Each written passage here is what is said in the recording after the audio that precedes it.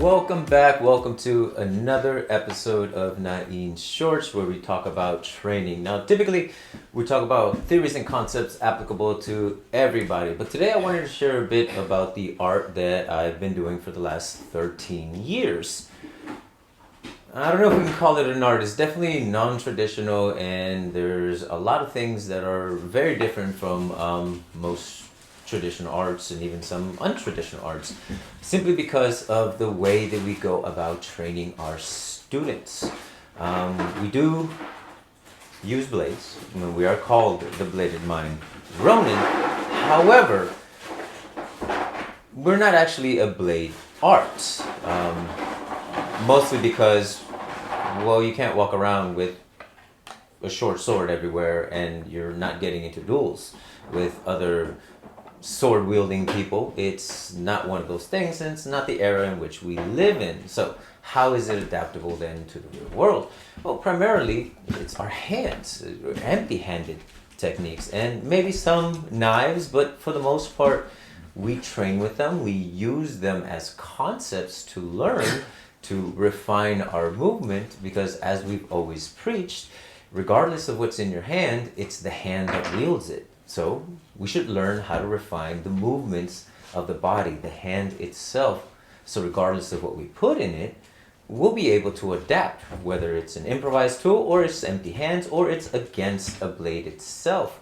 Because more often than not, a lot of these blade arts aren't how to wield it. You learn it in the process, sure, but it's usually how to defend against a blade or an improvised weapon or a stick or something along the lines of that. Because again, we don't walk around with this stuff. We don't have it with us at all times. So can we really say that that's what we do if we don't actually use it on a regular basis outside of training? But that's a whole different topic altogether. Now, this is one of Kuya Rick's blades made at Wolf's Den Armory by our good friend John Atkinson. I forgot your name for a minute, John. My bad. I'm sorry. But it is a really cool trainer. It's a Chris. And it's a double-edged sword, as those who know the sword, and it's dynamic. But it's a lot of fun, and he's got a lot of cool stuff. So go on his website. You can look him up. Facebook also, Wolf's Den Armory. John Atkinson. He's really cool, and he'll make stuff custom for whatever it is that you need. So just reach out to him, and he'll be able to do something cool for you as well. But the reason why I have this trainer here is that for us, everything becomes a mental exercise, including blade orientation. Now, typically in most Filipino martial arts, we use sticks, right? But that doesn't mean that mentally we cannot start or continue the idea of blade orientation. So, for example, you hold the blade, okay, your natural grip. There are little details here and there that people talk about how you hold it, wrap your fingers around, all this and that. But ultimately, when you hold the blade like this, these knuckles tend to line up with the sharp end. So if that's the case, if we know that to be true when we hold the blade, well then, when we hold the stick, you have the same orientation, you have the same markers, because it's the same hand. So even when you're swinging the stick, you can effectively be cutting through all your movements and continue the idea. So you're aware whether or not you're hitting with the blade, hitting with the flat ends, or even the spine, the back. Because those are the pieces to the blade itself. And of course you have the butt to go along with it for the blades that do. And for us, we like using the butt. So even when we hold a stick, we have a bit of extra space. It's not to everybody's liking, but it's the way that we teach our students.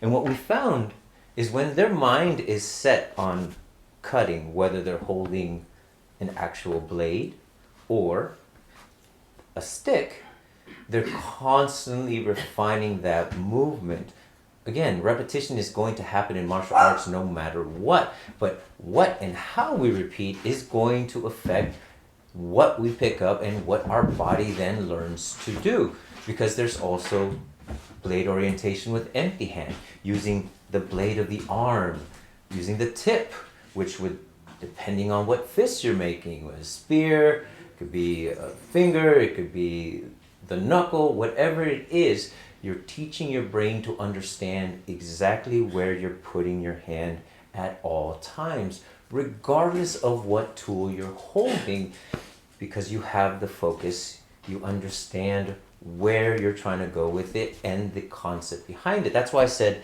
the sword, the blade, is a concept that we use for training, for teaching. So now that we have a stick, it's not just a blunt instrument, it's also the blade. We're also cutting along with it. So even though we're using sticks to train and they're making impact, and we're not going to cut each other unless there's a splinter in the stick, because I did that last week with somebody. I cut their neck. Anyway, never mind. That's a whole different story. You don't need to know. But the point is that it teaches the body to constantly regulate where you're putting yourself. So even the strike, if your wrist is weak and you're cutting up, it's not going to be a very good cut. If the sword is sharp, sure, you can get away with it. But again, we're not training to utilize a sword. We're training to understand the body that drives everything. So even our strikes, the wrist stays straight until the point of contact, until we clear the body. All these details then matter, and they transfer into other things. We do consider ourselves a close quarter, so we give ourselves a little bit of space. Now, the reason why the space then becomes important is that when we're using sticks, we can hook. All of a sudden, the same movements, now instead of focusing on the tip of the stick, we focus on the bottom. So now, now our strikes are augmented. The tip follows the puño. So even though, again, we're still using a stick, the blade mentality comes into play. Now, you would ask, okay, what does the puño have to do with the blade itself? The blade is up here. These are the pieces of the blade, like you saw with the kris. But how many Filipinos, or Filipino martial artists rather, have a karambit? Isn't it, it's the same thing. It's the same idea. Again, it's just an orientation. It's a direction. So now I understand, now I'm holding a blade very similarly to the puño that I hold my stick in. It's the same movement. All of a sudden, I can hook. Why? Because it's designed to do this. Now the tool is designed for the motion itself, but the motion is still exactly the same, regardless of using the long end of the sword or stick or the short end, which is the pakao grip, the ice pick grip. And all of a sudden, even though I've been swinging a stick this whole time, hitting with a blunt instrument, I'm also learning how to use this knife. Or even if I hold it the proper way, I still have the orientation of my hand. So it's not that much more difficult to apply the different ideas of the blade, because there are differences. I'm not going to say that they're exactly the same, because they're not. This is really close quarter. This is now getting into that personal space where you have to get there in order to do any cutting or defend yourself from somebody who's trying to cut you. You have to be comfortable here, and if you're not, you're flailing and you're more likely to get cut. Again, we hope none of the students that we have ever end up in that situation, but if they do, hopefully this increases their survivability, because they're not just understanding how to use the blade, but how the blade can be used on them. You're talking about spatial reasoning, coming in, staying away from the blade itself, or using it, even the trainer, to capture, to move, to redirect. But it's all the same motion of the arm, just compacted, because the tool is compacted, because the space is now limited. The stick teaches us great range. It teaches us that accuracy to be able to strike something farther away from our hand. But ultimately, again, it goes back to the hand. The hand is the thing that drives everything. And if you're constantly thinking of where your body is instead of where you're putting your stick, or sword or knife, well, then you're always going to know where you are regardless of what's in your hands. And the fun part about this is that you get to play with blades and weapons. They're not ideas that are on their own, in that they're tools. Sure, they're fun, and each one of them, you can say that they have variations of teachings and trainings on how to utilize them better. And there are other arts that are focused on that. But again, our focus isn't to utilize the blades specifically, but to understand the body that wields them so well that you can adapt to it very quickly. And we've seen this over and over again with our students. They learn one thing, but because of the details in which we ask them to think about, especially when they're holding a blunt instrument like a stick, they have to be focused on their blade orientation despite the fact that it's round. They have to be aware that it's a different part when you hit with the spine than when you hit with the flat ends of it. It's a whole different dynamic once you start using the puños. They're all based on the same movements. The arm. Now, again, we don't really teach weapons. We teach empty hands.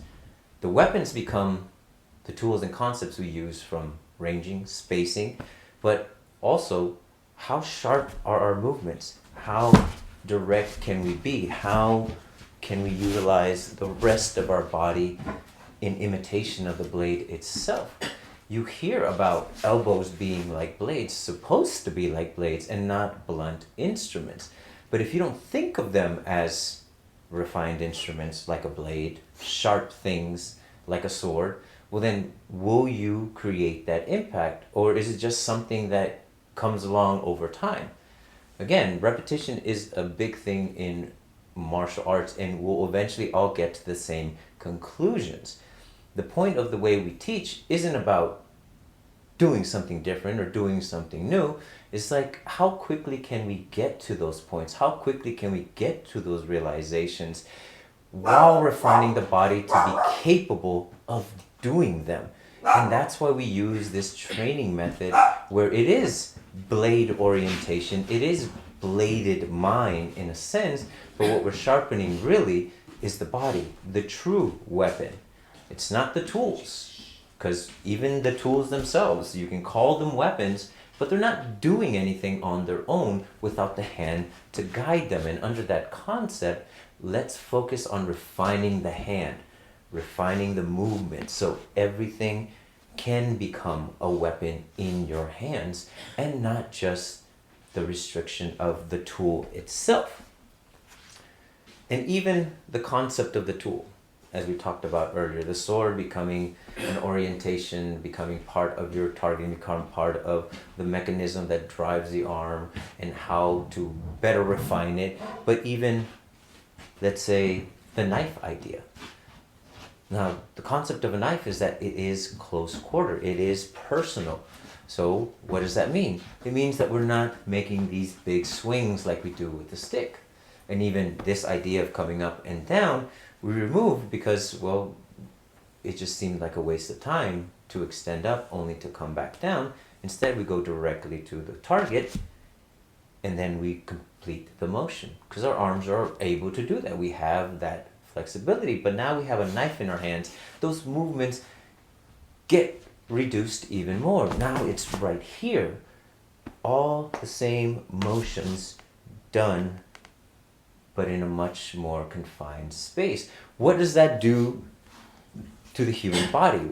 Well, it tightens up all our moves. You hear it in all kinds of martial arts, all kinds of sports, keeping everything within your shoulders, making sure that you drive all the power with the other joints of your body, with your hips, with your knees, with your ankles. All these things develop power.